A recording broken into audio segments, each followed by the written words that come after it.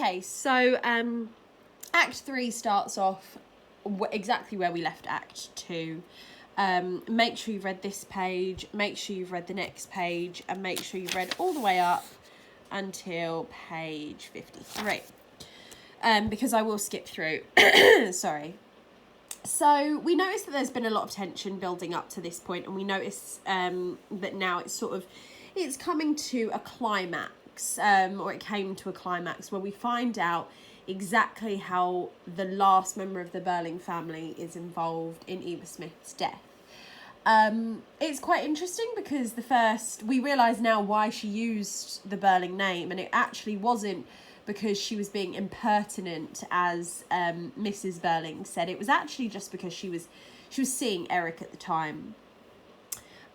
So when Eric comes in, he realises that they know. You will notice that Mrs. Burling actually says, "I can't believe it." Now again, remember when we say she's very, very ignorant? She keeps refusing to see things for what they are. She doesn't know her son's an alcoholic, for one thing, even though it was pretty obvious to everyone else. And now she's saying that she doesn't believe what's going on, but he actually has basically acknowledged it, don't you? When Sheila says it's a good job he doesn't know what we've been saying, she actually then admits to him what their mother's done. So Sheila is happy to point out other people's flaws, which is really, really interesting because you'll notice that Sheila has gone from being very, very like her parents to now being very like the inspector. So she's picking up things that the inspector would do. You know, mother's been blaming everything on the young man, saying he shouldn't escape and should be made an example of. And this is where Eric and Sheila really turn against their parents. So the adverb bitterly is used to describe Eric's reaction here. Now, when Mrs. Burling finds out that it was Eric and that she's blamed Eric sort of this entire time, actually what she says is quite interesting. She says, "But I didn't know it was you." Now, that's interesting. She's basically saying, if it was anyone else, I would have wanted them to get in trouble, but I don't want you to get in trouble. So this comes back to the idea that they're not really into taking care of each other. They're into taking care of their own. So they don't care about anyone else in society. They just care about how their family is seen. And then look at what Mrs. Burling says next. "Besides, you're not the type, you don't get drunk." And Sheila says, "Of course he does. I told you he did." So look again at Mrs. Burling sort of picking and choosing what she acknowledges, picking and choosing what she believes. She found out he was an alcoholic, and now she's saying, but he's not. So again, it's dramatic irony here to make Mrs. Burling seem very, very ignorant. Now Eric sort of turns against Sheila here. As well, and Sheila sort of tells him that that's very unfair. So their relationship has been difficult since the beginning, but we can see here Sheila does care for her brother because she has been looking out for him. She hasn't sort of told their parents about Eric's sort of terrible actions in the past. Now, Mr. Burling then talks about Sheila's sense of loyalty. Now, I find that word really, really interesting. He's not asking her, he's judging her for doing the right thing, and he's saying she's not loyal to their family, which shows that he looks down on her a lot, because she's doing the right thing rather than actually sort of hiding things for her family. Now, the inspector sort of stops all this and tells them to calm down and tells them to wait. And then Eric asks for a drink, it is quite interesting that this is where Burling decides to explosively say no. Now, Mr. and Mrs. Burling haven't actually been involved in their son's life, clearly, and they haven't been telling him not to drink this whole time, but they just start now.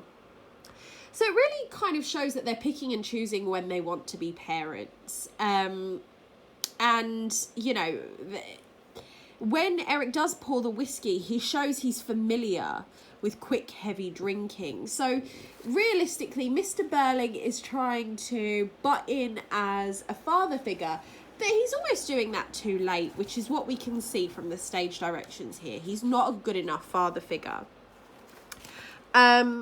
Now, then we find out where Eric has met the girl.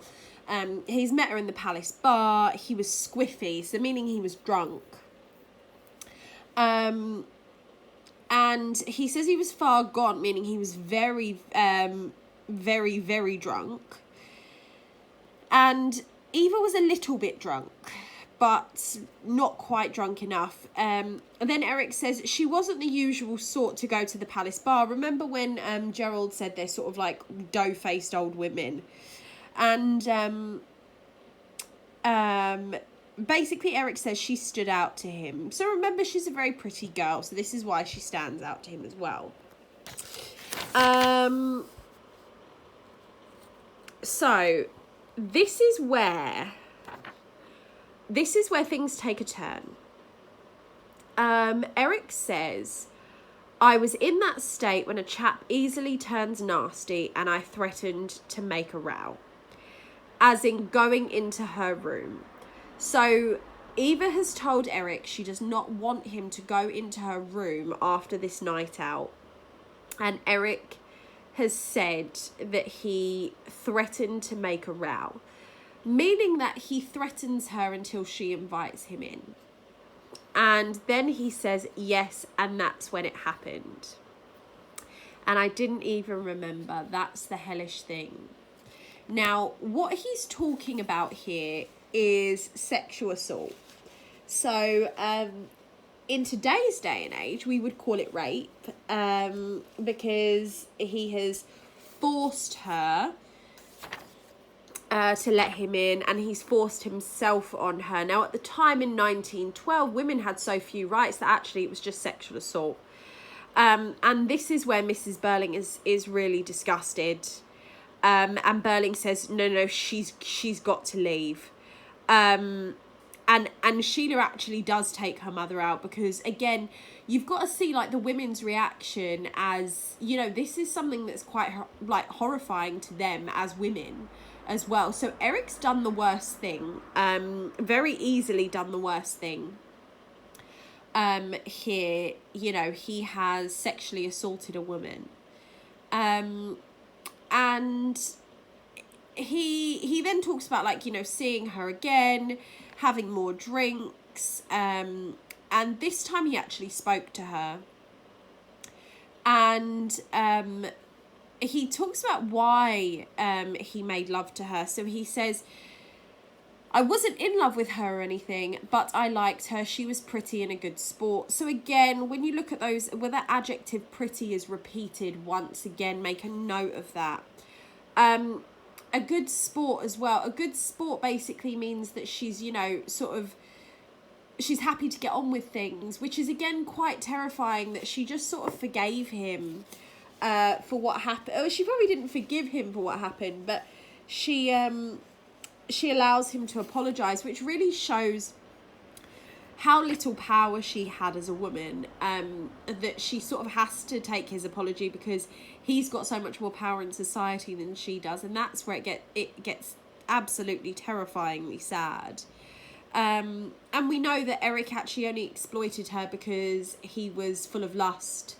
If you're not sure what lust means, look up the definition, but it's basically, you know, sexual desire. So he's only full of lust here, and he only appreciates her because she's pretty. So again, it's really just exploiting young women. Now, Eric does point out that he's old enough to be married, and Mr. Burling should stop treating him like a child. But we notice Mr. Burling treats all of his children like a child. But then Eric says, I hate these fat old tarts round the town.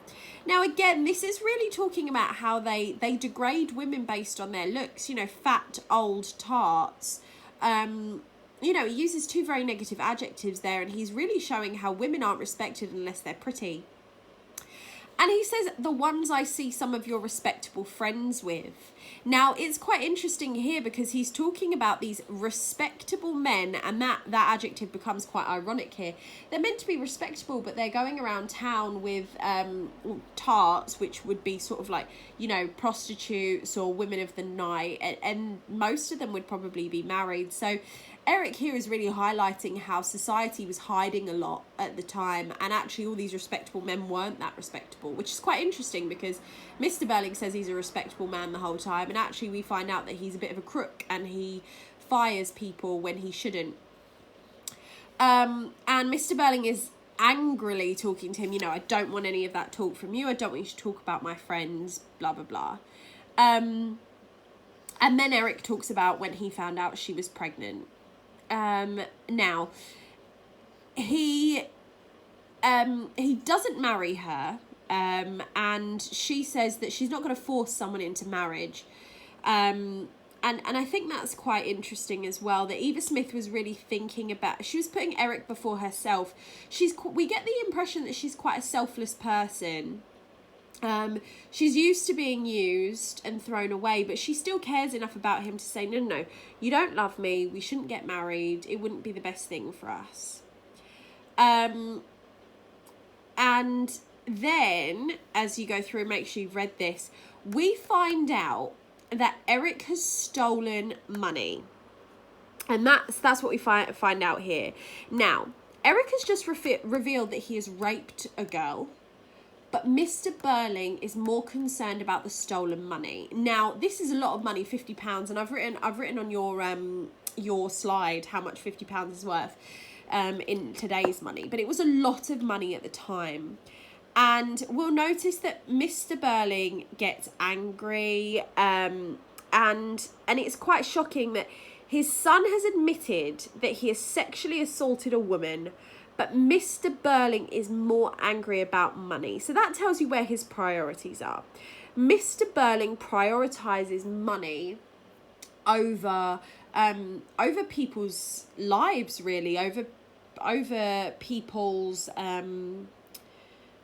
happiness. And he's just lost a grandchild technically, because when Eva Smith killed herself, she ended her pregnancy. So he's lost a grandchild, he's found out that his son has sexually assaulted a woman, and yet he's more worried about money. So that tells you quite a lot, and it's Priestley's message really, that the upper classes cared more about money than they did about humanity. Okay, so we're going to leave it there, and we'll move on in the next video.